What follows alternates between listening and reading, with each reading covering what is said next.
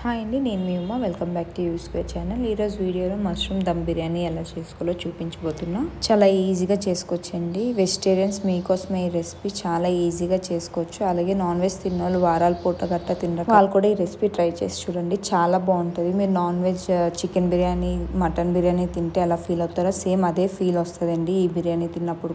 అంతా ఎంజాయ్ చేసుకొని తింటారండి. బ్యాచిలర్స్ అయినా ఎవరైనా చాలా ఫాస్ట్గా చేసుకోవచ్చు. ఎక్కువ ఇంగ్రీడియంట్స్ కూడా అవసరం లేదు.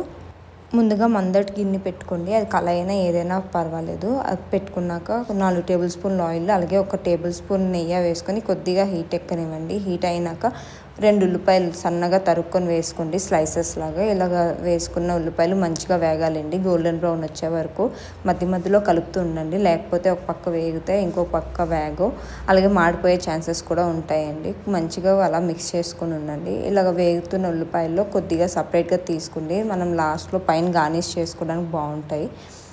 మీకు ఎంత కావాలంటే అన్ని తీసుకోండి. అది మీ ఇష్టం, ఆప్షనల్. నచ్చితే వేసుకోవచ్చు, లేదంటే లేదు. నేనైతే కొన్ని తీసుకుంటున్నా బ్రౌన్ ఆనియన్స్ పైన గార్నిష్ చేసుకోవడానికి. లాస్ట్లో ఉల్లిపాయలు తీసి సపరేట్ చేసుకున్నాం కదండి. ఇప్పుడు ఈ కళాయిలో మసాలా దినుసులు వేసుకోండి. చూపించిన మసాలా దినుసులు అన్నీ వేసుకోండి. 2 బిర్యానీ ఆకులు, అలాగే 2 యాలకులు, 2 ఇంచులు దాల్చిన చెక్క, 1 అనాస పువ్వు, కొద్దిగా జీలకర్ర, 4 లవంగాలు వేసుకొని మొత్తం అంతా బాగా కలుపుకోండి.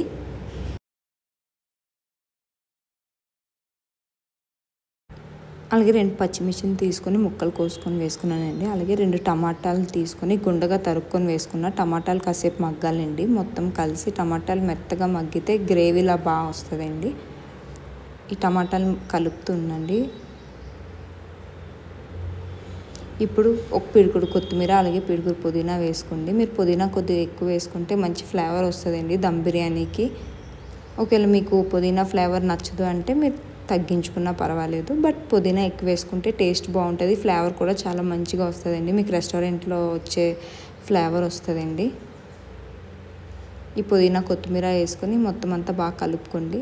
ఇప్పుడు మీ రుచికి సరిపడినంత ఉప్పు, కారం, అలాగే పసుపు వేసుకొని మొత్తం అంతా కలుపుకోండి. అలాగే 1 టేబుల్ స్పూన్ ధనియాల పొడి, 1/2 టేబుల్ స్పూన్ జీలకర్ర పొడి, 1/2 టేబుల్ స్పూన్ గరం మసాలా వేసుకొని మొత్తం అంతా బాగా కలిసేలా కలుపుకోండి.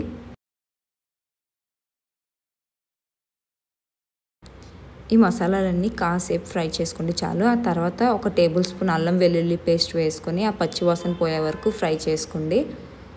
మధ్యలో కలుపుతుండండి, లేదంటే అల్లం వెల్లుల్లి పేస్ట్ వేసాక వేగంగా మాడిపోతుంది.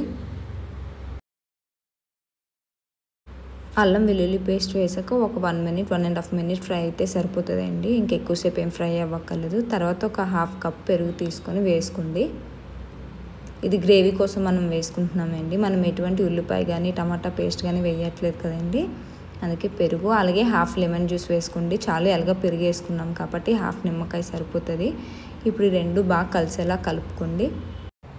కొందరికి పెరుగు అంటే ఇష్టం ఉండదు కదండి. అలాంటి వాళ్ళు ఒక 2 టమాటాలు, అలాగే 4 జీడిపప్పులు వాటర్లో నానబెట్టుకొని 2 మెత్తగా ఫైన్ పేస్ట్ చేసుకొని వేసుకోండి. బాగుంటుంది. కానీ పెరుగు వేసుకుంటేనే టేస్ట్ కొంచెం బాగుంటుందండి. ఒకవేళ పెరుగు తినము అన్న వాళ్ళు అలాగైనా చేయొచ్చు.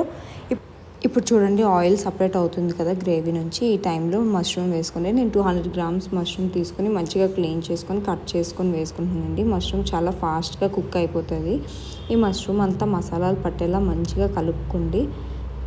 ఒక 5 మినిట్స్లో మష్రూమ్ కుక్ అయిపోతుందండి. మీడియం ఫ్లేమ్లో పెట్టుకుంటే 5 మినిట్స్ చాలండి. మష్రూమ్లో నుంచి వాటర్ అంతా బయటకు వచ్చేస్తుంది. మష్రూమ్ మొత్తం బాగా మసాలాలు పట్టేలా కలుపుకున్న తర్వాత మూత పెట్టేసుకోండి. మూత పెట్టేసుకొని అది ఉంచండి. ఈ గ్యాప్లో మనం రైస్ కుక్ చేసుకుందామండి. ముందుగానే నేను వాటర్ పెట్టేశాను. వాటర్ బాగానే మరిగిపోయింది. ఇప్పుడు 1 టీ స్పూన్ అల్లం వెల్లుల్లి పేస్ట్, కొద్దిగా నిమ్మరసం, అలాగే కొత్తిమీర, పుదీనా వేసుకున్నానండి.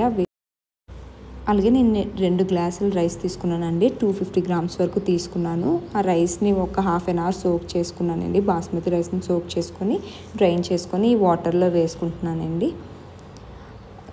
ఈ రైస్ 90% కుక్ అయితే చాలండి.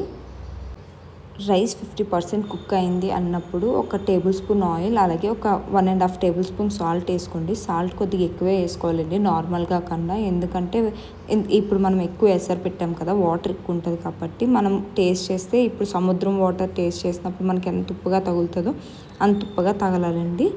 ఇప్పుడు చూసారా, రైస్ కూడా బాగా కుక్ అయిందండి. 90% కుక్ అయింది. ఇప్పుడు వాటర్ బాగా డ్రైన్ చేసుకొని లేయర్గా వేసేసుకోండి రైస్ మొత్తం.